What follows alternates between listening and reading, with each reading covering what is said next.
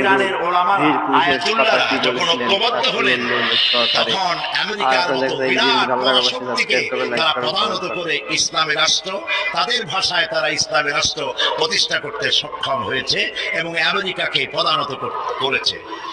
এখানে আয়াতুল্লাহ খমেনির একটি কথা আমার মনে পড়ে, কি সাহস তার! ঈমান আকীদা যাই থাকুক, আকীদার প্রশ্নে আমরা আপোষ করবো না, কিন্তু এই কথাটা তো বলতেই পারি। যখন আমেরিকা তাকে বলেছিল যে আমার দূতাবাস থেকে যে 56 জনকে গ্রেফতার করা হয়েছে আমেরিকান, এদেরকে ছেড়ে দাও, তা না হলে তোমার খাদ্য রসদ আমেরিকা থেকে যত সাহায্য যায় সব বন্ধ করে দেওয়া হবে। আয়াতুল্লাহ খমেনি জবাব দিয়েছিলেন আমেরিকান প্রেসিডেন্টকে, তুমি কারে খাবারের ভয় দেখাও? যেই জাতির বছরে 1 মাস না খাইয়ে থাকা ফরজ, সেই জাতি তোমার খাবারের অপেক্ষা করবে। তোমার মতো কাফেরদের খাবারের কোনো পরোয়া আমরা করি না। মুসলমানেরা যখন ঐক্যবদ্ধ